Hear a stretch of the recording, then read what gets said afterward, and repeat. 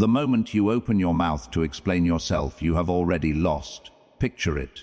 The accusation lands. A subtle jab at a dinner party, a questioning of your competence in a meeting, a lover twisting your words. You feel the heat rise in your chest. The cortisol spikes. Your brain screams that you are being misunderstood, that the truth is being distorted, that you must correct the record immediately.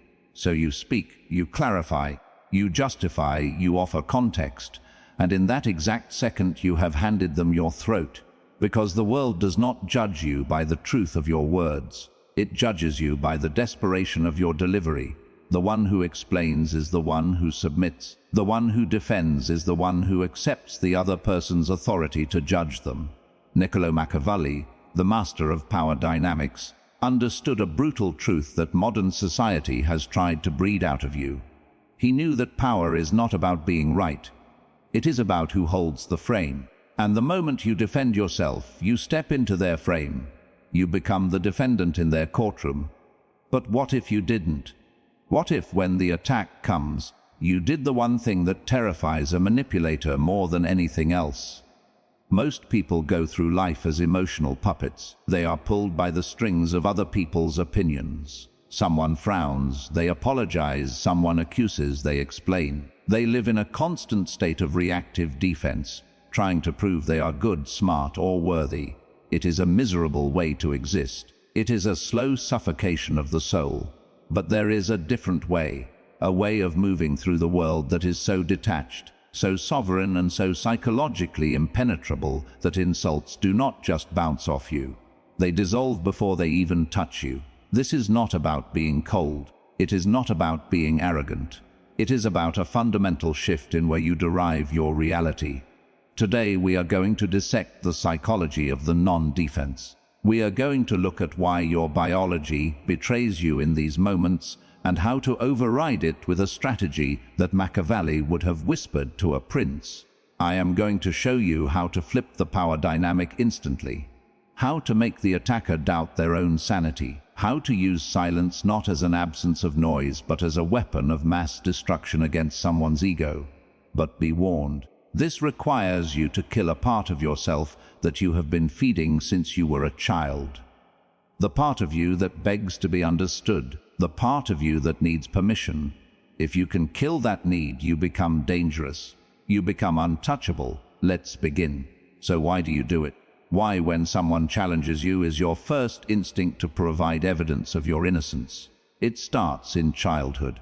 Think back when you were 5 years old and a parent or a teacher accused you of something. What was the only way to escape punishment? Explanation. I didn't break it. It fell. I didn't hit him. He hit me first. You learned that authority figures hold the power of judgment, and you learned that your survival depended on convincing that authority figure that you were good. The problem is you grew up, but your psyche didn't. You are walking around the world projecting that authority figure onto everyone you meet. Your boss, your partner, the stranger on the internet, even your enemies. When you defend yourself against someone, you are subconsciously saying, "You are the judge. I am the child. Please accept my plea so I can feel safe again." It reeks of weakness, and human beings, primal as we are, can smell that scent of submission from a mile away. Machiavelli wrote, "It is much safer to be feared than loved." Now translate that to modern social dynamics. It is much safer to be respected than understood. When you rush to defend, you are prioritizing being understood over being respected. You are saying, "Please get me. Please see my intent." But a king does not explain his decree to the peasant. A lion does not explain its hunt to the gazelle. The moment you start rambling, giving reasons, showing texts, bringing up past events to prove your point, you have signaled that your internal stability depends on their agreement. You have given them the key to your house. And once they have that key, they can trash the place whenever they want. This is the trap of the validating self. You believe that if you just explain it clearly enough, they will say, "Oh, I see now. You are right. I was wrong." How often does that actually happen? Almost never, because the attack was never about the facts. It was about the power. They didn't accuse you because they wanted the truth. They accused you to see if you would jump, and you jumped. The first step to becoming untouchable is to realize that the courtroom does not exist. There is no judge. There is no jury. There is only you and your perception of reality. When you stop treating other people like judges, their accusations stop sounding like sentences. They start sounding like opinions, and opinions are just noise. So what happens when you don't jump? Imagine the scenario. Someone throws a verbal spike at you. You're being incredibly selfish right now. The old you would say, no, I'm not. I did X, Y, and Z for you yesterday. I'm just tired, defensive, weak, reactive. Now, imagine the Machiavellian approach. They say, you're being incredibly selfish right now. You look at them. You hold eye contact. You don't blink. You keep your face completely neutral. You let the silence hang in the air for 3, 4, 5 seconds. Do you know what happens in that silence? It is a psychological vacuum. The human brain is terrified of silence during a conflict. It signals a rupture in the social fabric. It signals that the other person is not playing the game. When you stay silent, you are mirroring their energy back at them. You are forcing them to sit in the tension they created. Usually they will start to crumble. They will speak again to fill the void. I mean, you're not always selfish, but just right now. Why are you looking at me like that? They start defending themselves against your silence. The power has flipped. This is the gray rock method taken to a weaponized level. You become a void. A void cannot be attacked. You cannot punch mist. You cannot cut water. By refusing to provide the resistance of a defense, you cause their attack to pass right through you and unbalance them. This requires immense internal control, because inside your ego is screaming, fight back, say something clever. You must leash that dog. Machiavelli knew that the most powerful person in the room is the one who cannot be read. If you defend, you reveal your values. You reveal what hurts you. You reveal your buttons. I'm not stupid, you shout. Now they know your insecurity is intelligence. I'm not a bad person. Now they know your insecurity is moral standing. Silence reveals nothing. It is a dark mirror. And when they look into it, they only see their own aggression reflected back, and it makes them uncomfortable. It makes them feel judged, which is ironic because you haven't said a word. Sometimes silence is not enough. Sometimes the situation requires words, but never defensive words. If you must speak, you never push back against the force. You pull it. You use the aikido of conversation. There is a concept in dark psychology called agree and amplify. It creates a state of cognitive dissonance in the attacker. If someone accuses you of something absurd, defending yourself validates the absurdity. It suggests the accusation is serious enough to warrant a response. Instead, you lean into it. You exaggerate it until it becomes a caricature. Attacker, you are so obsessed with money. You're greedy, defensive. You, no, I'm not. I just want to provide for my family. Boring, predictable, weak, Machiavellian. You caught me. I actually swim in a vault of gold coins like Scrooge McDuck every Tuesday. It's terrible for my back. You say it with a flat face or a slight amused smirk. What have you done here? You refuse to be insulted. You proved you are not insecure about the topic. You turned their serious attack into a joke. You established that you are the one framing the reality, not them. This strips the attacker of their weapon. They wanted to hurt you. Instead, you took their knife and started peeling an apple with it. It signals amused mastery. Amused mastery is the ultimate state of high status. It is the attitude of a parent watching a toddler throw a tantrum. You don't get angry at the toddler. You don't argue with the toddler. You are amused by the drama because you know you are safe. When you defend yourself, you are getting down on the floor and screaming with the toddler. Don't do that. Stand up, look down, smile. Robert Greene in the 48 Laws of Power talks about Law 25, recreate yourself. Part of that is refusing the identity others try to thrust upon you. When they label you, they are trying to put you in a box. If you fight the box, you are still interacting with the box. If you mock the box, you dissolve it, you're arrogant.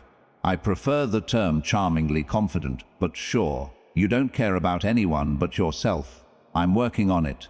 I'll add you to the list of people I care about next year. It is savage, it is dismissive, and it is incredibly attractive. Why? Because it shows you are whole. You do not need their validation to know who you are. A person who knows they are generous laughs when called stingy. A person who knows they are smart laughs when called stupid. If you are defending, it is because deep down you fear they might be right. And that is the shadow work you must do. Let's go deeper into the philosophy of the interaction. Every conversation has a meta-structure, a hidden architecture. In a conflict, there is usually a judge and a defendant. The judge asks questions. Why did you do that? What were you thinking? Who do you think you are? The defendant answers, I did it because I was thinking that whoever is asking the questions holds the power. Whoever is answering is losing status. The most lethal Machiavellian trick is to simply refuse the role of defendant and seize the role of judge. You do this by answering a question with a question or by analyzing their behavior instead of your own. Then why are you always so late? Defensive. You. There was traffic and my alarm didn't go off. Losing Machiavellian you. Why does my arrival time affect your mood so deeply? Boom, do you see the shift? Suddenly, we are not talking about the clock. We are talking about their emotional stability. We are talking about their reaction. You have put the spotlight back on them. Them, you're being ridiculous. Machiavellian you. What makes you feel the need to use labels like that to get your point across? You are psychoanalyzing them in real time. This is infuriating to a manipulator. They want you on your back foot. Instead, you are walking around them, observing them like a specimen in a jar. It's interesting that you perceive it that way. Does saying that make you feel better? You seem very invested in this. These phrases are shields. They acknowledge the sound coming out of the other person's mouth, but they do not accept the content. It is a boundary, a verbal force field. You are saying this is your stuff, not mine, keep it. This is not just a technique, it is a spiritual stance. It is the realization that other people's perceptions of you are none of your business. Their anger is their problem. Their disappointment is their responsibility to manage. When you defend, you are trying to carry their emotional baggage for them. You are trying to fix their feelings. Stop it. Let them carry their own weight. Now for the paradox. Sometimes the most aggressive, defensive, power-flipping move you can make is to agree, but not the way you think. This is not the agreement of submission. It is the agreement of the abyss. Imagine someone is screaming at you. They are listing your flaws. They are trying to provoke a fight. You look them in the eye and say calmly, "You're right." And then you stop talking. "You're right. I am difficult sometimes. You're right. I did mess that up." This is the fogging technique. When you throw a rock into a fog bank, what happens? Nothing. No thud, no rebound. It just disappears. When you agree with an attacker, you steal their momentum. They are pushing against a door, expecting it to be locked. When you open the door, they fall on their face. They want a fight, they want resistance. Resistance validates their anger. Agreement neutralizes it. But here is the nuance. You must agree with the truth in their statement without accepting the shame they are trying to attach to it. There is a difference between admitting a mistake and accepting a character assassination. You messed up this report. You're incompetent. Defense. I'm not incompetent. The data was wrong. Power move. You're right. The report has errors. I'll fix it. Notice what was left out. You didn't address the incompetent part. You ignored the insult and addressed the fact. You took ownership of the action but not the identity. This signals immense confidence. Only a person who is secure in their competence can admit a mistake so easily. Insecure people fight to the death to prove they didn't make a mistake. Secure people say, "Oops, my bad," and move on. Machiavelli would call this disarming the enemy. If you lay down your sword, they look foolish holding theirs. It takes the wind out of their sails. It makes them look hysterical, and you look grounded. And in the long run, history is written by the grounded. None of this works if it is just a tactic. If you are using these lines but your voice is shaking, or your eyes are darting around, or your energy is screaming, "Please like me," it will fail. Dark psychology is 20% words and 80% non-verbal frame. You have to build the internal architecture to support the silence. This brings us back to the shadow. Why does it hurt when they attack you? Because they are touching a wound that is already there. If I tell you you have green skin, you won't get mad. You'll think I'm crazy. You won't defend yourself. You'll laugh. But if I tell you you are a failure and you defend yourself, it's because a part of you suspects I might be right. The ultimate defense is not a verbal technique. It is self-knowledge. It is looking into your own darkness, owning your own flaws, and accepting your own shadow. When you know you are capable of selfishness and someone calls you selfish, you say sometimes yes. When you know you are capable of cruelty and someone calls you cruel, you say I can be. You cannot shame a man who has already accepted himself. You cannot expose a woman who has nothing left to hide. This is what it means to be untouchable. It means you have integrated the parts of yourself that others try to use against you. You become transparent. The light passes through. The arrows pass through. You are no longer a fortress that needs defending. You are the wind. So here is the challenge.